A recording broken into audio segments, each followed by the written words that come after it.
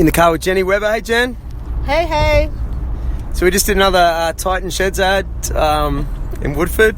I was bringing another podcast onto you. Oh my God, are you doing it now? Yeah, it's okay. on. We're not live or anything. Okay.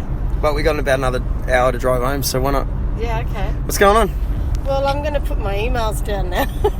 No, you do whatever you want. Well, that was an interesting shoot, wasn't it? Yeah. Is that what you call pulling a rabbit out of a hat? Oh, I know. Yeah. A silk's purse out of a sow's ear. Is that one of them? That's it. Yeah. So we did we drove 2 hours to get to a big farm in Woodford, and the person who was supposed to be there wasn't there. So luckily Jenny Webber knows the Titan Sheds product because she made an ad out of nothing again. Oh my God, that's my job, isn't it? Yeah. It wouldn't be the first time though, would it? Can you tell everyone what your new job is? Yeah, my new job is running commercial production for NBN Television and Channel 9. So what that means is I've got a big team of people now all over the mid New South Wales, from Central Coast up to Lismore, Gold Coast, Tamworth, etc. And so I still get to be in Brisbane, live on the Gold Coast, and work everywhere else. So it's a bit crazy, really. But yeah, going back to my hometown and back to the station where I started my career. So it's pretty exciting to be able to assist them to grow and develop and change how they're doing some things and make the place better, especially for commercial production. So yeah, I've had a few travel journeys, and I must admit, when I do, it's always great to come home and get back to the Gold Coast and be my little cubby house at Channel 9 Brisbane. It's my little safe area.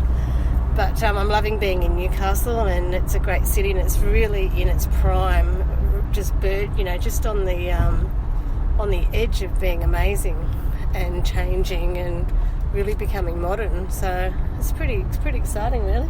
So when you say commercial production, like I know what it is, but it took me a little while to realise what that actually means to the punter. So it's exactly as the word says. You're making TV commercials. Yeah. So you're managing all the, we just did a job now, right? And it was about four hours on site. Yep.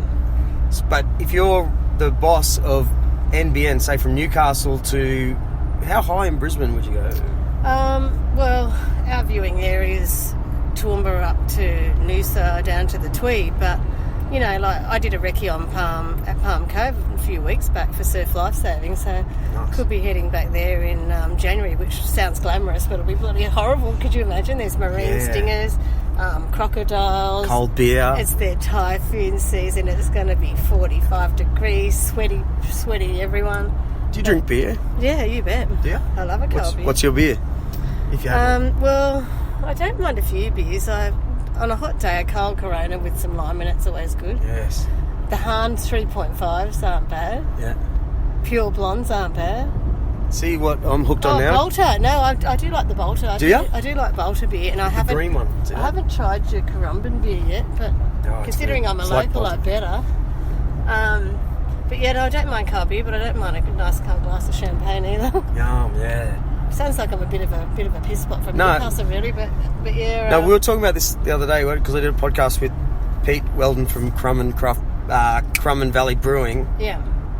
When you work hard, lots of people need just a drink to stop your mind working, right? Well, this is going to sound terrible, but sometimes I don't see the point of having one. Me too. I'd rather have medicinal relief. Yeah. If I've had a bad week, it's like at least 2 beers straight away is good. Yeah. But yeah. We're funny animals because we're the only one of the only ones that want to alter our brains for a second. Because I could stay in. Look at this. We were just at the turf farm there, and those guys there are they've got a mobile phone, but there's pretty much tractors and farm machinery, and they're sprinklers, and it was just dead silence. Yeah, I know. Like it was a farm. Oh my God! That shoot was bizarre, honestly. Where Yeah. We're sort of there, and then the guy doesn't want to do it, and we're like, do we cancel this or do we keep going? Yeah. And I asked him, I said, do you drink beer? And he goes, no. I said, do you drink? Which didn't surprise me. Because it's not like he's answering 200 emails every day, getting 200 phone calls, managing people like you do. I was still getting to a question, actually. He's got no stress. He's probably going home to the bait dinner. Yeah. Did you see when they broke a hydraulic line on the forklift? Yeah. He just stared at it. Yeah, he looked at it. Oh, there's a big problem. There's kind of oil spewing out of your forklift, pal. And then he just gives the engine a real kickstart. Smoke comes out everywhere. Oh, and I just felt bad for him. Oh, no, there's a big problem. Oh, my God.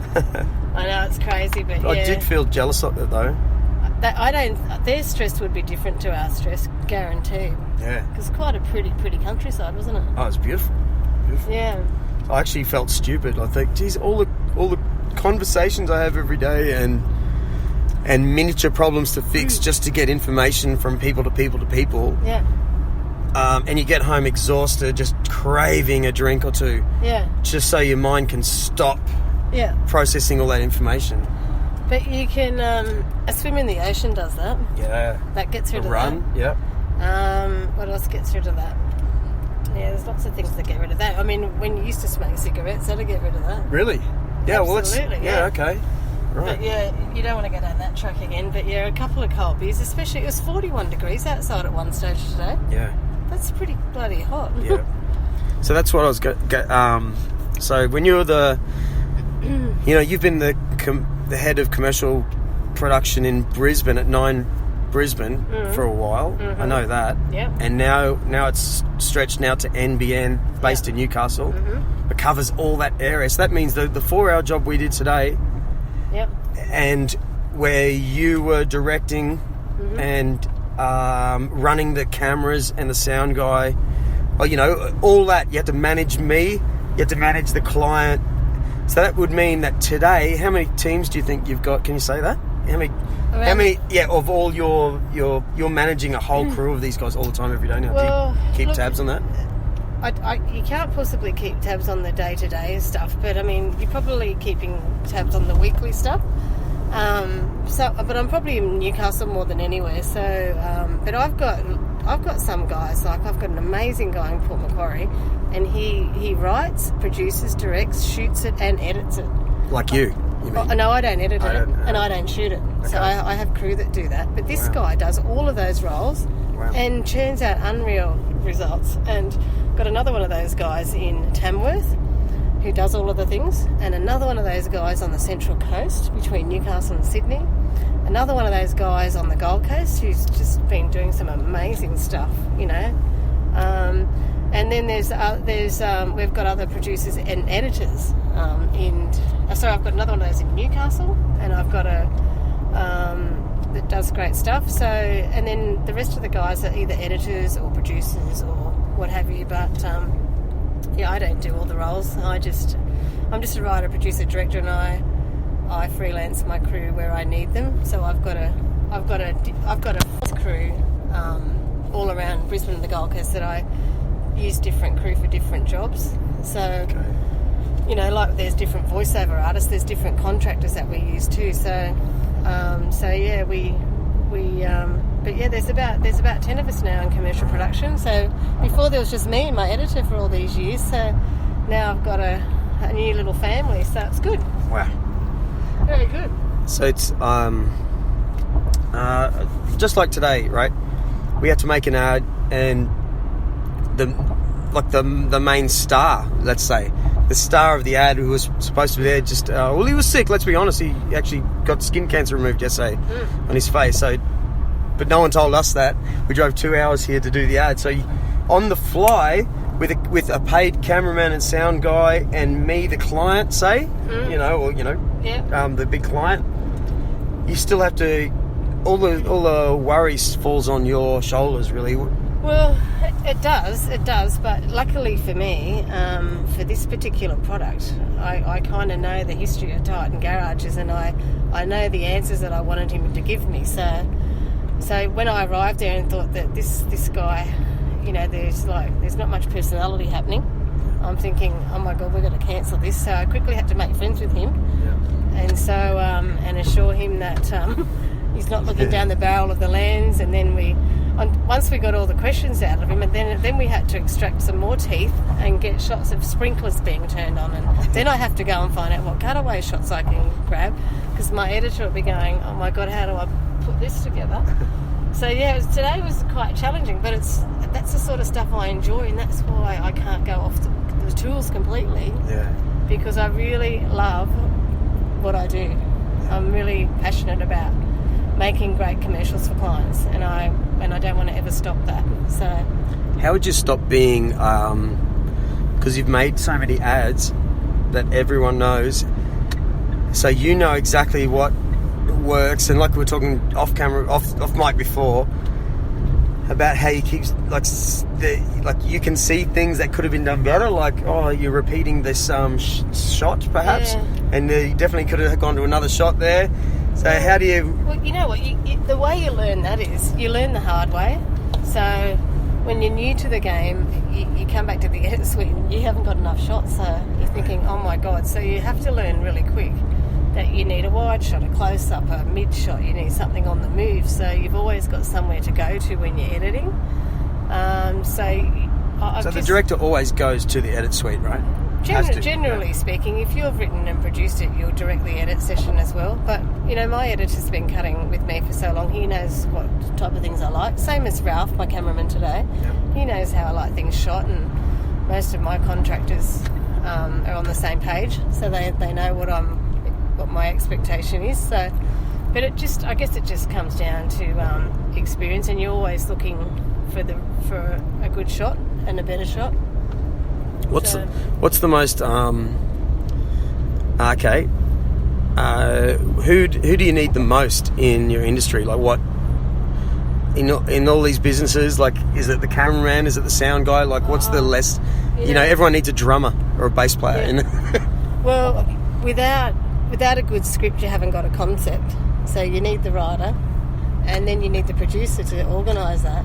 So you can't rely on one person, really, I don't think, unless you are one of those sole operators, because without the camera guy, you haven't got any good pictures, and without the editor and the sounder, so I think everyone's role is pretty crucial to how the end product looks. Yeah. And then there's some things that are more difficult than others. Like, we've shot training videos in North Stradbroke Island, where we've got people jumping off cliffs, and we've got things happening in the water. So, you know, there's some amazing stuff that we've shot for them. No, but what I mean is, actually, is there a shortage of any particular? Oh, look, I don't think so. No. These days, technology is getting so. Some people are shooting stuff with their mobile phones. Yeah, right. And you can trick that up in the edit suite and make it look nice. Right. So I don't think there's really a shortage of anything, to be honest with you. There's some real talented people out there that we work with, so I don't think there's... Okay. I think the industry's pretty healthy with good professional operators. But is there... Okay, here's a good one. Everyone... I always say this when I interview a musician, and because I'm old, I always... like, everyone can actually, now you can record on GarageBand on your phone. Yeah. There's nothing stopping me making a professional sounding record on my phone, put down some drums. Like, I could actually do it. You can make dance music and everything, you know. But the cool thing is that not everyone has actually a cool vision. That's the cool thing. Like, and everyone has a camera now and you can make an ad, but it's really nice to know that not everyone can actually do it, you know. Well, some people can do the base things from, like, home computers, but there's a lot of times too where people think, oh, I don't need someone professional to make an ad, I'll make it myself. And then they end up with us anyway half the time, because you still have to get it approved by Free TV, who's the governing body of all, and they classify the ad. And then you've got to deliver it electronically to whatever stations you want it on, and there's broadcasts, like, there's HD and 4K specs for all of that and all that sort of stuff. So, you know, sometimes they can make their own ads, but there's backyard operators out there that do some pretty cool things. But I think at the end of the day, you get what you pay for, Drewy. You know, you sort of pay peanuts, you get the monkeys sometimes. Right. And I think that with us, we want to just nail it, get it right the first time. And things like today is just what you're paying for, is to have someone there that knows your business, knows your history, knows your product, and then knows how to